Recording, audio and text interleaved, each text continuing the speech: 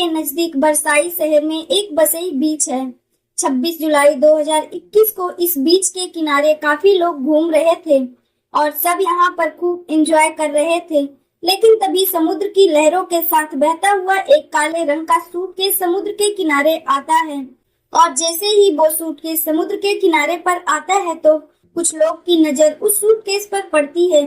Suitcase को देखते ही लोगों के मन में कई तरह के ख्याल आने लगते हैं और फिर उन्हीं लोगों में से एक व्यक्ति उस सूटकेस को देखकर पुलिस को फोन करता है और फिर थोड़ी ही देर में पुलिस वसई बीच पर पहुंच जाती है। और जैसे ही पुलिस उस सूटकेस को देखती है तो पुलिस वालों को भी उस बैग को देखकर कुछ शक होने लगता है और जब उस सूटकेस को खोला जाता है तो पुलिस का शक यकीन में बदल जाता है, क्योंकि उस सूटकेस के अंदर एक लाश थी और लाश की अजीब बात ये थी कि उस लाश का सर नहीं था, यानी ये सिर्फ सर कटी हुई लाश थी, लेकिन उस लाश के जिस्म पर पूरे कपड़े थे।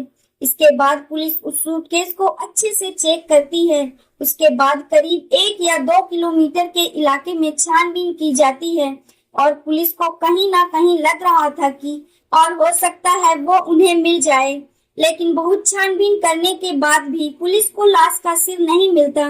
इसके बाद उस सब को पोस्टमार्टम के लिए अस्पताल भिजवा दिया जाता है और पुलिस उस सूटकेस की एक बार फिर से अच्छे से तलाशी करती है ताकि कहीं से उन्हें कोई सुराग तो मिले, लेकिन इसका कोई फायदा नहीं हुआ और पुलिस अब पोस्टमार्टम रिपोर्ट आने का इंतजार करती है ताकि लाश से ही कोई सुराग मिल जाए और जिससे ये पता लगाया जा सके कि मरने वाली कौन थी, क्योंकि लाश को देखकर पता चल ही गया था कि ये किसी महिला की लाश है।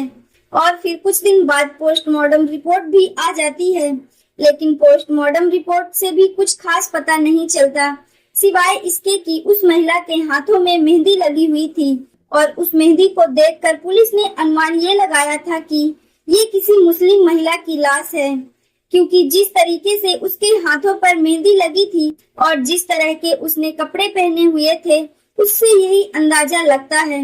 यानी इसके अलावा पुलिस के पास अभी तक कोई और जानकारी नहीं थी।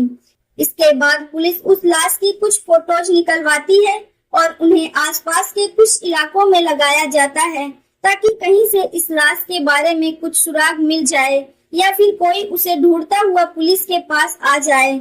और साथ ही वसई पुलिस द्वारा मुंबई के सभी पुलिस स्टेशन में भी ये सूचना दे दी जाती है कि अगर किसी महिला की कोई मिसिंग रिपोर्ट हो तो उन्हें इसकी जानकारी दी जाए।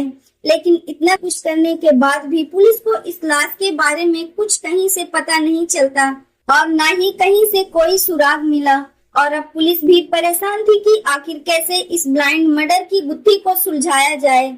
और इसी तरह छानबीन करते करते पुलिस को काफी समय बीत जाता है, यानी 26 जुलाई को पुलिस को ये लाश मिली थी और अभी तक लगभग 6 महीने बीत चुके थे, मगर फिर भी पुलिस को कहीं से कोई सुराग नहीं मिला था। और इसी तरह छानबीन करते करते लगभग पूरा साल खत्म हो जाता है और फिर साल 2022 आ जाता है।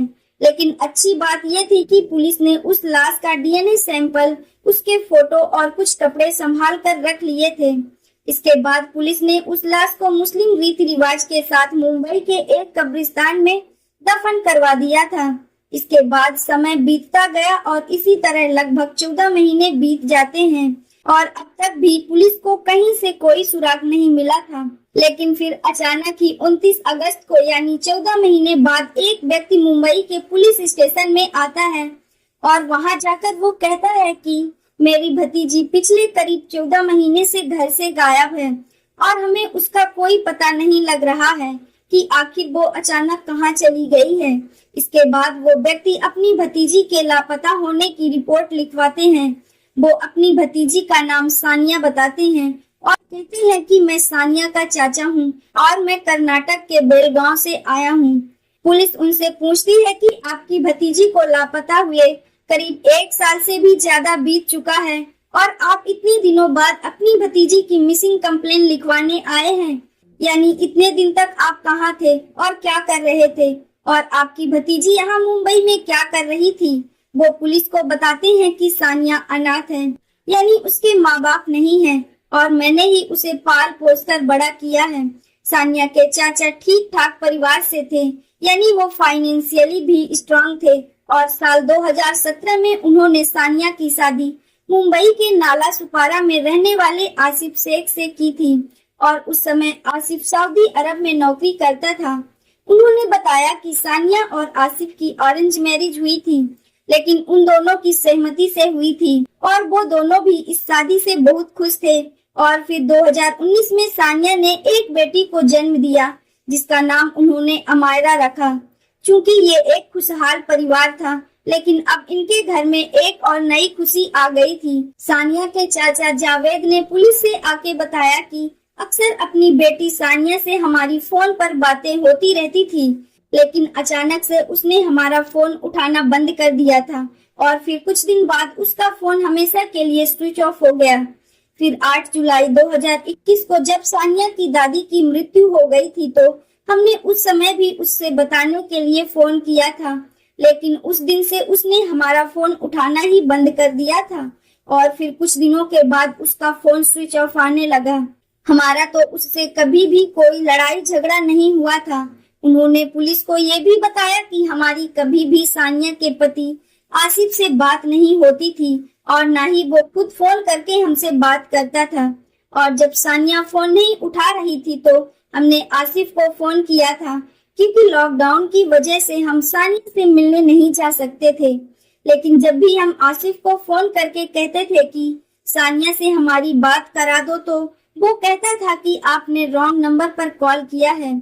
इसके बाद पुलिस ने सानिया के चाचा जावेद से सानिया के ससुराल का एड्रेस पूछा तो जावेद शेख ने पुलिस को एक और अजीब बात बताई।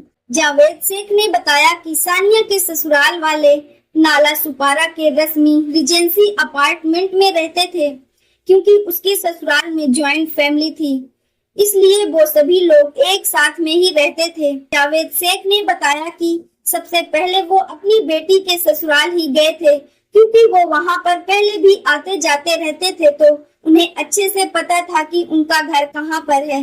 लेकिन जब वो इस बार नाला सुपारा में आसिफ के घर पहुँचे तो वहाँ पर उन्हें सानिया के ससुराल वालों में से कोई भी नहीं मिला था।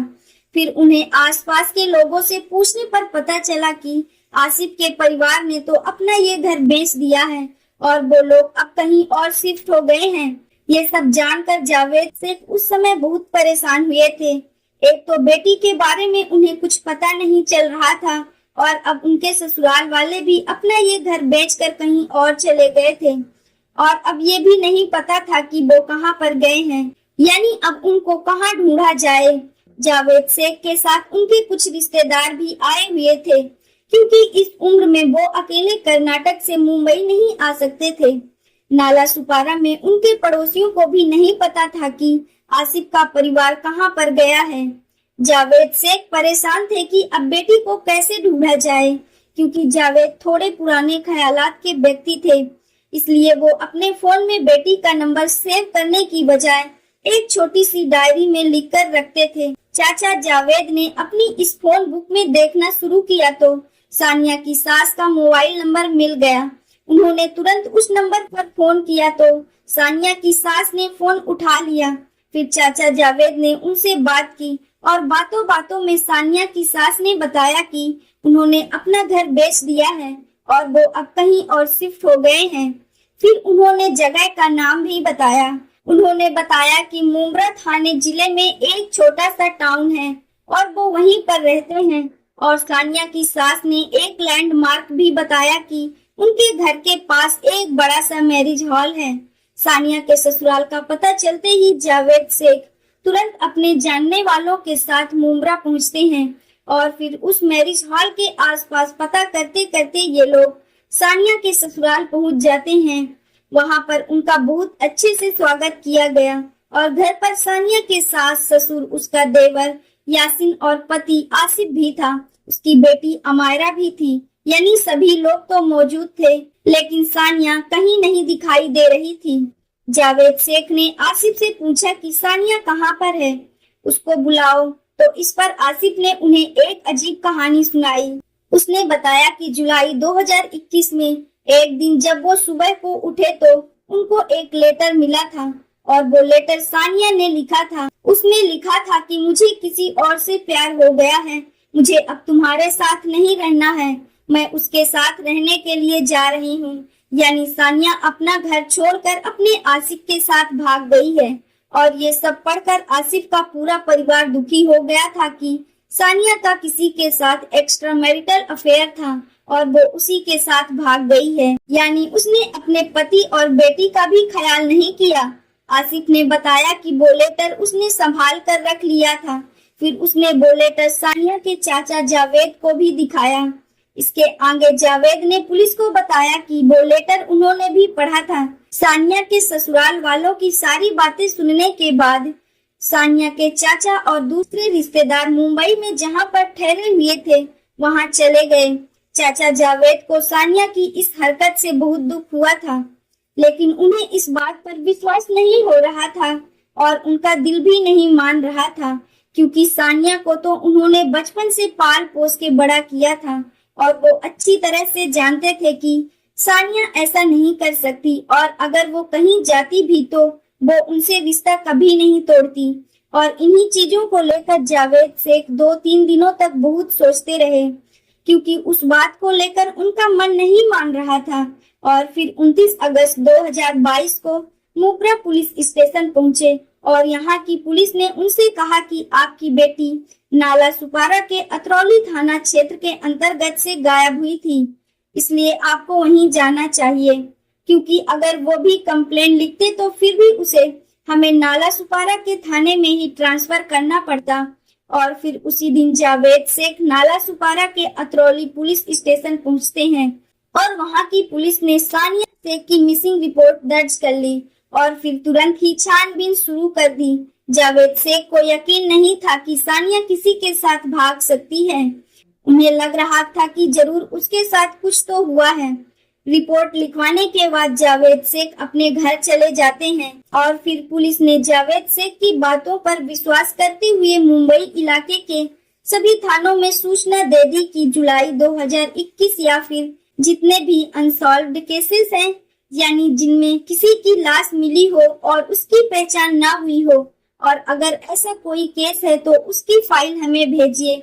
और फिर 26 जुलाई 2021 को वसई के बीच से मिली हुई उस सरकटी लाश का केस सामने आता है और इत्तेफाक से ये एक मृतक महिला थी और उसकी कदकाठी भी सानिया की कदकाठी से मेल खा रही थी। और अगले दिन फिर इचौली पुलिस ने सानिया के चाचा जावेद को थाने में बुलाया और उनको उस सब की तस्वीर और मेहंदी के डिजाइन, इसके अलावा और भी कई चीजों की फोटोज दिखाए। जावेद शेख उस सब को कपड़ों से तुरंत पहचान जाते हैं। उन्होंने कहा, ये मेरी बेटी सानिया की जैसी लग रही है, क्योंकि वो भी ऐसे ही कपड़े पहनती थी। और सानिया जब कभी कभार अपनी बेटी अमायरा को दिखाने के लिए उन्हें वीडियो कॉल करती थी तो उस समय जावेद शेख ने सामने से ऐसे कपड़े पहने हुए देखा था। इसके बाद सानिया के ससुराल वालों को भी अतरौली पुलिस स्टेशन बुलाया गया। उन्हें भी वो फोटोज दिखाई गई, लेकिन वो लोग उस सब को पहचानने से इनकार कर देते हैं और वो लोग अपनी बात पर ही अड़े रहे कि सानिया तो किसी के साथ भाग गई है। और उनके इस बात पर विश्वास करने की वजह थी वो लेटर जो आसिफ को मिला था। फिर अतरौली पुलिस ने वो लेटर आसिफ से ले लिया और उसे एक्सपर्ट के पास जांच करने के लिए भेज दिया गया। हालांकि सानिया के ससुराल वाले अब थोड़े घबराए हुए लग रहे थे और उस दिन उन्हें उस लड़की की फोटो दिखाने के बाद घर भेज दिया गया। इसके बाद चाचा जावेद शेख से थोड़ी और पूछताछ की जाती है कि क्या आपको सानिया के ससुराल वालों पर कोई शक है और अगर है तो क्यों है।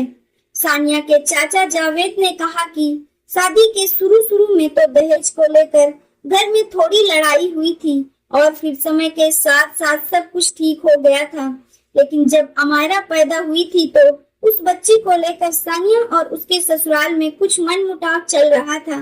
लेकिन सानिया ने कभी भी खुलकर इस बारे में अपने चाचा जावेद से कुछ नहीं बताया था, इसलिए उन्हें इस बारे में ज्यादा कुछ पता नहीं था। और जो लाश वसई के बीच में मिली थी, केवल कह देने भर से वो सानिया की लाश नहीं मानी जा सकती थी, क्योंकि उसको कोर्ट में साबित भी करना पड़ता और उसके पुख्ता सबूत होने चाहिए थे। और फिर पुलिस ने डीएनए जांच के लिए सानिया के पति आसिफ और उसकी 3.5 साल की बेटी अमायरा के ब्लड सैंपल के लिए और उस लाश के सैंपल को कालीन लैब में पहले ही सुरक्षित रखे हुए थे। इसके बाद उन तीनों का डीएनए एक दूसरे से मैच करके देखा जाता है। पहले आसिफ शेख का डीएनए उसकी बेटी से मैच किया जाता है तो वो मैच हो जाता है और फिर उस सिर कटी लाश का डीएनए आसिफ की बेटी अमायरा से मैच कराया जाता है तो अमायरा का डीएनए उस लाश से मैच हो जाता है। और अब इससे ये तो साफ हो गया था कि वो लाश अमायरा की मां यानी सानिया की ही है। इसके बाद पुलिस ने तुरंत 15 सितंबर 2022 को आसिफ शेख को अरेस्ट कर लिया जाता है। इसके बाद पुलिस उससे पूछताछ करती है तो पहले तो आसिफ उन्हें भटकाने की कोशिश करता है, लेकिन जब पुलिस उससे कड़ाई से पूछताछ करती है तो आसिफ आखिरकार टूट जाता है और स्वीकार कर लेता है कि उसने ही अपनी पत्नी सानिया शेख की हत्या की है। और वो लेटर भी आसिफ ने ही लिखा था, क्योंकि वो हैंडराइटिंग भी आसिफ की ही थी, न कि सानिया की, उस रिपोर्ट्स के अनुसार। हालांकि आसिफ ने बताया था कि उसने ये कत्ल इसलिए किया था क्योंकि उसको शक था कि उसकी पत्नी सानिया का किसी के साथ अफेयर चल रहा है। लेकिन एक रिपोर्ट में ये भी था कि आसिफ का किसी दूसरी लड़की से अफेयर था और ये बात सानिया को पता चल गई थी और सानिया को रास्ते से हटाने के बाद ही वो दोनों शादी कर सकते थे। इसलिए आसिफ ने उसकी हत्या कर दी और आसिफ ने ये भी बताया था कि इस हत्या में उसके परिवार वालों का कोई हाथ नहीं है और ये सब उसका ही प्लान था। और जांच में ये भी पाया गया था कि आसिफ की पहले भी एक शादी हो चुकी थी, लेकिन आसिफ ने उस लड़की से तलाक ले लिया था क्योंकि उसकी पहली पत्नी का किसी और के साथ अफेयर था। अब सवाल यह था कि जब आसिफ ने उस लड़की को तलाक दे दिया था तो फिर वो सानिया को तलाक क्यों नहीं दे सकता था? और यही सवाल पुलिस के मन में भी उठ रहा था। इसके बाद जब पुलिस ने आसिफ के घर वालों से पूछताछ की तो इसमें एक और कहानी पुलिस के सामने आई। पूछताछ के दौरान आसिफ के पिता हनीफ और भाई यसीन दोनों ही पुलिस की सख्ती के सामने टूट जाते हैं और उन्होंने भी ये स्वीकार कर लिया था कि सानिया की हत्या करने में उन दोनों का भी हाथ है। लेकिन इधर आसिफ का कहना था कि इस हत्या में सिर्फ उसका ही हाथ है, तो फिर उसके पिता और भाई ने कैसे ये जुर्म स्वीकार कर लिया था? दरअसल हुआ कुछ यूँ था कि जब 2021 में आसिफ का पूरा परिवार नाला सुपारा के घर में रहा करता था तो 21 जुलाई को बकरीद का त्योहार था। सुबह को सानिया उठती है और नहा धोकर तैयार होती है, फिर वो खाना बनाने के लिए किचन में चली गई। उस दिन शाम को उनके यहाँ मेहमान भी आने वाले थे, लेकिन अजीब बात ये थी कि उस दिन घर पर सानिया के अलावा उसका पति, ससुर और देवर, बस ये 3 लोग ही थे। इसके अलावा घर के जितने भी लोग थे वो सब मुब्रा चले गए थे और सानिया की बेटी को भी वहीं भेज दिया गया था। मुब्रा में आसिफ की सगी बहन का ससुराल था। इधर सानिया के ससुराल की बात करें तो उस दिन बकरीद का त्योहार था, इसलिए उन्होंने बकरे काटने वाले चाकू छुरे भी तैयार कर रखे थे और घर पर रस्सी भी रखी हुई थी। इसके बाद आसिफ, यासीन और हनीफ उन तीनों ने एक बड़े से टब में पानी भर दिया और बेचारी सानिया जो उनके लिए किचन में खाना बना रही होती है, ये तीनों हैवान मिलकर उसे पकड़ लेते हैं और उसके हाथ पैर बांधकर उसे पानी से भरे टब में डाल देते हैं। सानिया उस टब में डूबने लगती है। हाथ पैर बंधे होने के कारण सानिया कुछ भी नहीं कर पा रही थी और फिर थोड़ी देर के बाद सानिया ने दम तोड़ दिया। इसके बाद वो तीनों उसको बाहर निकालते हैं, लेकिन अभी भी उन तीनों को लग रहा था कि शायद सानिया जीवित है। इसके बाद आसिफ ने अपनी पत्नी का गला दबाया और बहुत देर तक दबाए रखा। फिर बकरा काटने वाले छुरे से आसिफ सानिया के सर को धड़ से अलग करने लगा, लेकिन उस हैवान ने सानिया का गला अभी आधा ही काटा था कि खून को देखकर आसिफ की हालत खराब होने लगी और जब वो बेहोश होने लगा तो फिर सानिया के ससुर हनीफ ने आसिफ से वो छुरा ले लिया और अपनी बहू के सर को धड़ से अलग कर दिया। और फिर सानिया के सबको ठिकाने लगाने के लिए सबसे पहले उन्होंने एक इलेक्ट्रिक ट्रिमर से सानिया के कटे हुए सर से बाल काट दिए और सानिया के होठों के पास एक तिल भी था और उस तिल से भी चेहरे की पहचान की जा सकती थी, इसलिए उन्होंने चाकू से उसे भी साफ कर दिया। यानी अब सानिया के सिर का ऐसा हाल हो गया था कि अगर पुलिस को मिल भी जाए तो पहचान नहीं कर सकते थे, और बिना सर के धड़ की तो पहचान हो ही नहीं सकती थी। और जो सानिया के बाल काटे गए थे उन्हें घर में ही जला दिया जाता है। इसके बाद उसके सर को एक काले रंग के प्लास्टिक बैग में डालकर आसिफ और यासीन बाइक से लेकर निकल जाते हैं। ये दोनों समुद्र की खाड़ी के पास जाते हैं और वहीं पर उन्होंने सानिया के सर को समुद्र में फेंक दिया। समुद्र उसे बहाकर कहीं और ले गया। फिर घर जाकर आसिफ सानिया के धड़ को एक बैग में पैक करता है। इसके बाद वो अपने बहनोई यूसुफ शेख को कॉल करता है, क्योंकि उसका बहनोई मुंबई में कैब ड्राइवर था। इसलिए आसिफ ने यूसुफ से फोन पर कहा था कि आप जल्दी से अपनी कैब लेकर घर पर आ जाओ, और ये दोपहर का समय था। यूसुफ तुरंत आसिफ के घर पर आता है और फिर उसको भी इस हत्या के बारे में बताया जाता है। इसके बाद ये लोग लाश से भरे उस बैग को गाड़ी में रखकर वसई बीच पर चले जाते हैं और समुद्र के अंदर जाकर बैग को फेंक देते हैं। उन्होंने सोचा था कि समुंदर उस बैग को बहाकर कहीं दूर ले जाएगा। इसके बाद वो लोग अपने घर आ जाते हैं।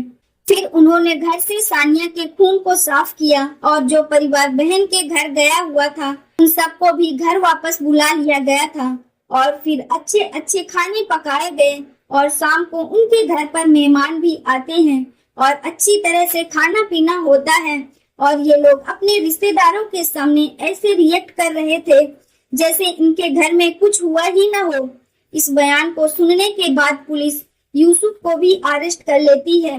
लेकिन अब सवाल ये था कि आखिर इस पूरे परिवार ने मिलकर सानिया के खिलाफ इतनी भयानक साजिश क्यों रची थी और उसकी हत्या का मोटिव क्या था, यानी उसकी हत्या करने का कारण क्या था। दरअसल जब 2017 में सानिया की शादी आसिफ से हुई थी और फिर 2019 में उनको एक बेटी पैदा हुई जिसका नाम उन्होंने अमायरा रखा था। हालांकि कई साल पहले आसिफ की बहन की भी शादी हो चुकी थी, लेकिन उसका कोई बच्चा नहीं था। अमायरा के पैदा होने से पहले ही उनके घर में ये बात होने लगी थी कि सानिया को जो बच्चा होने वाला है वो बच्चा सानिया आसिफ की बहन को दे देगा, और ये बात आसिफ की बहन ने भी कही थी। आसिफ तो अपनी बहन की इस बात को मान लेता है, लेकिन सानिया को जब ये बात पता चली तो वो इसका विरोध करती है। लेकिन उसी समय आसिफ फिर से सऊदी अरब चला गया और इधर सानिया अकेले ही पूरे परिवार से लड़ती रही कि वो अपना बच्चा किसी को नहीं देगी। सानिया का कहना था कि ये उसका पहला बच्चा है और अगर ये उसका दूसरा बच्चा भी होता तब भी वो अपना बच्चा किसी को न देती। सानिया का कहना था कि वो लोग किसी अनाथ आश्रम जाकर बच्चा गोद ले सकते हैं, इससे किसी अनाथ का भी भला हो जाएगा।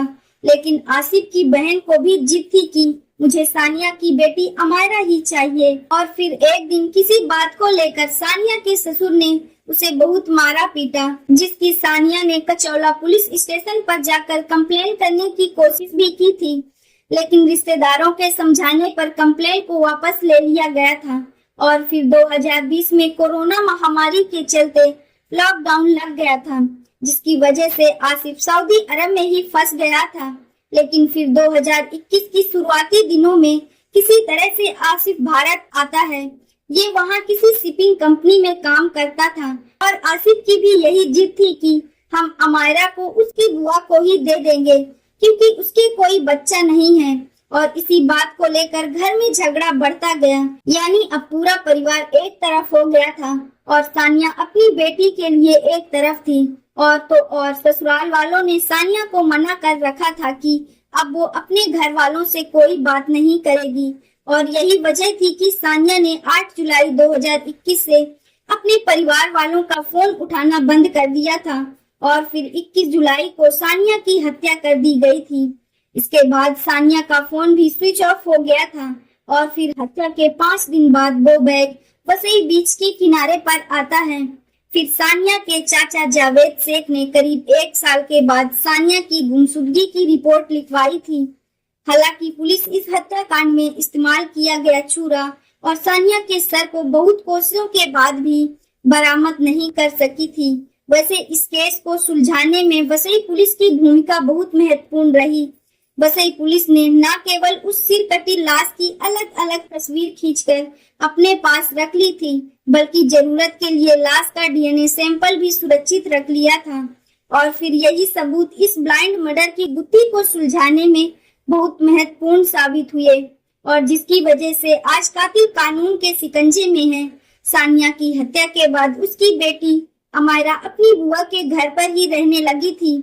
अगर वर्तमान समय में इस केस के बारे में बात करें तो सानिया का पति आसिफ, देवर यासीन, ससुर हनीफ और आसिफ का बहनोई यूसुफ, ये सभी लोग जेल में बंद हैं और ये लोग जिंदगी भर जेल में ही रहेंगे। दोस्तों, इस पूरी घटना के बारे में आपकी क्या राय है? कमेंट बॉक्स में जरूर बताएं। और अगर हमारी वीडियो पसंद आई हो तो इस वीडियो को लाइक करते हुए शेयर भी करें। अगर आपने अब तक चैनल को सब्सक्राइब नहीं किया है तो हमारे चैनल को सब्सक्राइब कर लीजिए। धन्यवाद।